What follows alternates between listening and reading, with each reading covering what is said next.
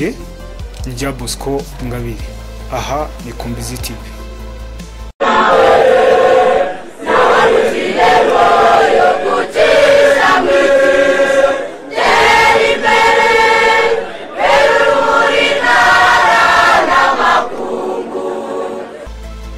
Yubire y'inzahabu kuri lise Muramvya, uharuye neza umwaka ku wundi guhera mu 1975 gushika no munsi mu mwaka wa 2025. Lise Muramvya irujuje neza imyaka 50. Haraciye rero igihe cy'umwaka batanguje ibikorwa nyizi mwaka wahariwe Yubire y'inzahabu. Ariko kandi baratumenyesheje ko kuri uyu munsi ariho mwashimye ko muri ishure mwohava mugahugahuro umwaka wa Yubire y'imyaka 50. Nagomba rero mbere ngaho nyene ngire nti umunsi wo gutangura Yubire kuva na kera wamye ari umunsi abantu basanzwe bari mu muryango bahava bakavuza inzamba. Iyo nzamba bavuga yari yo gutumira abantu bose basanzwe bari abanyamuryango, mbere no kumenyesha abandi batari mu muryango ko batanguye Yubire. Lise Muramvya ni imwe mu marise ari mu gihugu cy'u Burundi yaramuye incabwenge zitandukanye, haba ku rwego rw'igihugu mbere no ku rwego mpuzamakungu.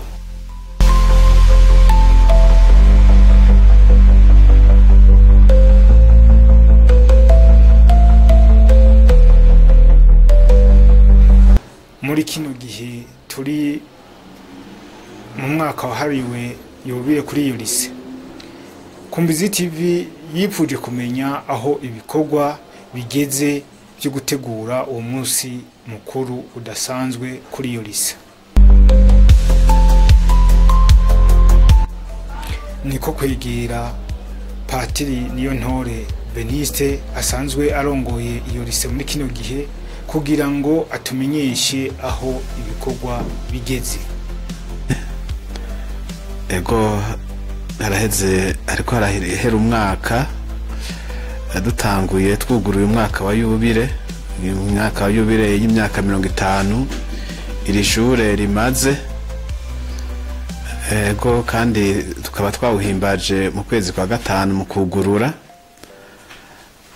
Uyu mwaka rero tumaze mu bikorwa bitandukanye nkuko twari twahaye intumbero kucivugo mbere tuzuhimbaza ko Yubire ngo twese hamwe dufashanye guha iri shure ishusho nshasha.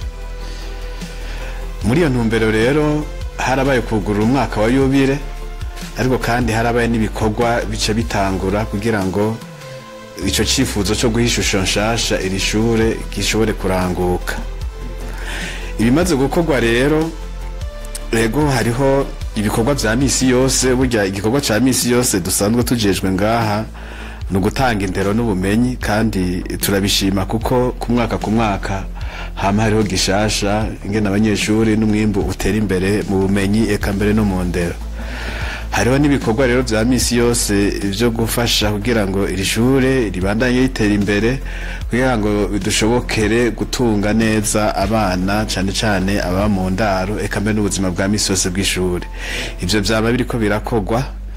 Yego hari ibikorwa bimwe by'uburimyi n'ubworozi, byonye biragaragara ko Yubire tuzanira imigisha muri kuri urwo ruhande. Ariko kandi hari ibikorwa nyezina twahariye Yubire. Ivyo bikorwa twahariye Yubire rero, igikorwa ca mbere nyamukuru twari twashatse ko coranguka kandi kiko kiraranguka ku rugero rushimishije. Tumaze kurenza mbere igice c'ivyo twari twifuza kurangura. Hariho kubaka uruzitiro clôture kugira ngo dushobore gufasha neza abana atabibasamaza hanze. Murabona ko muri kino gihe bisamaza abana bitari bike. Ubwo ruzitiro rero twaragwubatse, hariho igice kitari gito kimaze kubakwa, igisigaye sico kinini. Ikindi gikorwa twari twahariye Yubile hariho kurondera ibikoresho w'igishuri rimaze imyaka 50, hari ibyo usanga biriko birasaza, mbere ibindi mwere byaranonekaye, ibikoresho mfasha nyigisho, eka mbere n'ibikorendi ibikoresho byo mu ndaro n'uburaro. Ivyo rero twararose bitari bike, turamaze kuronka intebe, turamaze kuronka amamatera atari make, twararose ibitabu, turamaze kuronka amamashini atari make, ordinateur. Ego turafise kandi na groupe electrogene twarose muri iyo ntumbero, muri ibyo bikorwa nyene vya Yubile, kandi n'ubu turabandanya turondera hirya no hino.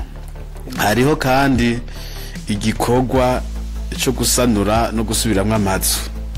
Ivyo rero nibikorwa twitwararitse tuza turakora bike bike ku rugero tugejeje ko ivyo ni vyari vyihutirwa, ariko hari n'ivyo tutarakora ko na gatonyi.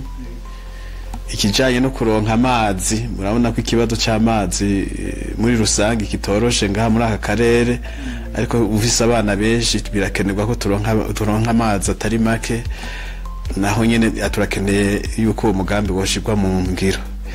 Ikindi gikorwa tutarakora ko na gatonyi nukuraba kubaka ko twogerageza tukubaka ibibuga by'inkino kugira ngo abana baronke aho bazo barimenyere bazo barakinira. Ico rero ntituragikorako.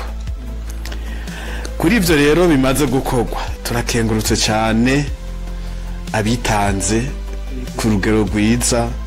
Muri bo sinoreka kuvuga ubwa mbere, burya byose tubifashwa n'ubushikiranganje na leta yaduhaye imatera. Nitwereka gushimira diocese nkuru ya Bujumbura, nayo nyene yaragize igikorwa ikora mu kuduha imatera.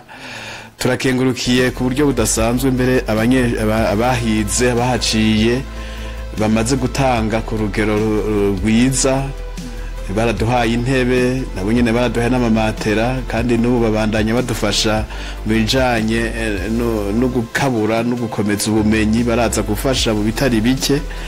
Abo turabakengurukiye, tugakerukira n'abakunzi b'ishure. Bafise umusaserdoti yitwa Kraus akunda kudufasha mu bijanye n'izo mashini, yaradufashije cyane, naho na leta yaduhaye zitari nke. Abo bose rero biyumve ko tubakengurukiye, ariko kandi tubatere n'akamo. Yubile burya imara twarayuguruye mu kwezi kwa gatanu, mugabo yatanguye urugendo rurerure.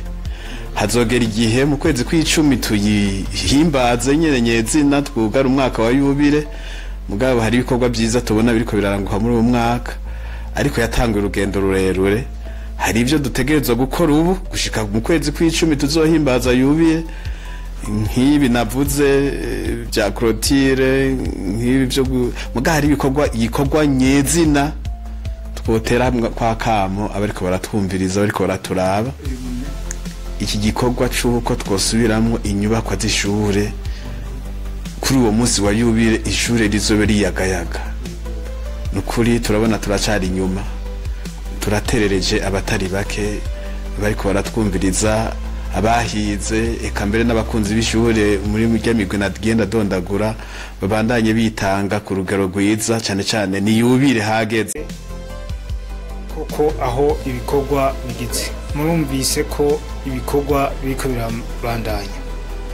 Ise Muramvya yarihaye intumbero n'icivugo cyo gutegura iyo Yubile, aho ivuga iti twese hamwe duhindure ishusho rya Ise Muramvya.